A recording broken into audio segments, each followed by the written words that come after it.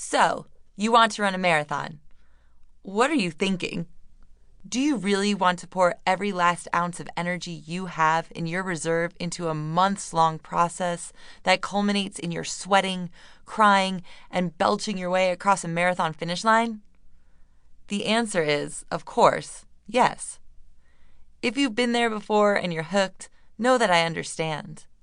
If this is your first, you've entered a whole new dimension of self-imposed human suffering. And you know what? It's amazing. During this process, you'll get input from a variety of people. Your friends, your colleagues, your great Aunt Norma, people who have hardly walked outside to take their trash out, let alone run a marathon, will want to offer unsolicited advice.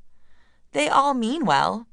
They'll probably also tell you that running the marathon in and of itself is an accomplishment. Sure, I think we can all agree that running 26.2 miles is a huge athletic achievement. But, my dear marathoners, I have a question for you. If you're going to dedicate months of training to a single day in your life, don't you want to put everything you've got into making it the best dang race ever? Shouldn't your goal be to finish knowing that you did everything in your power to kick the marathon's butt? Yeah, I thought so. It's time to live up to your truest potential. Guess what? You're ready. Training for 26.2 is something almost otherworldly. The process is immersive, focused, and can at times lift you out of your humanoid self and onto the plane of the divine. At other times, you might feel stomped on, used up, and so freaking tired. And yet you relish the agony because, despite the physical pain, excitement builds within you. At the end of all the work, you will line up and run 26.2 miles. It will be hard, but it will also be spectacular. Why do we need a marathon training guide specifically for women?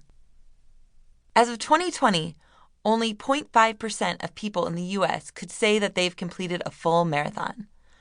Women represent 45.7% of runners within that tiny group. This number, which shows women making up nearly half of the marathoning population, amazes me. Female athletes have come so far in such a short span of time. As recently as 1966, women were forbidden to run 26.2-mile races. Professionals believed it was physically impossible and dangerous for women to run anything more than 1.5 miles. One common myth was that if women ran any farther, our uteruses would just fall out. But as with many other barriers women have faced over the course of history, we fought our way in. In 1966, Bobby Gibbs snuck onto the Boston Marathon course and became the first woman to run the full course. When Gibb talks about running, it's clear that the sport always meant more to her than racing or competing. She ran for the beauty of it, to be at one with nature and herself. There was no ego involved, no obsession about her times. Her idea of a good run was looking into the distance at a mountaintop and spending the whole day running to the summit. The Boston Marathon was the only marathon she knew about. She lived in Massachusetts, and in 1964, she happened to see a portion of the race while she was on her own run. When she decided to start training for it, she didn't know that it was only for men. Her desire to run it, at the time, was not about making a statement or starting a movement. She admits she was naive in both running and the politics of sport. She ran in nurse's shoes. She did not have a training manual. Her boyfriend at the time would take her out on his motorcycle and then drop her off in the middle of nowhere. And she would joyfully run home.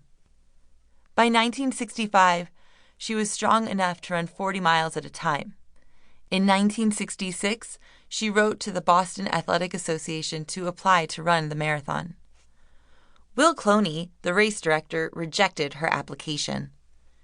He wrote back to her and said that women were not physiologically capable of running 26.2 miles, and that the rules said they were not allowed to run. She was shocked. Of course it was possible for women to run 26.2 miles. Bobby continued to train, now aware that this was bigger than her and her ambition to run the marathon.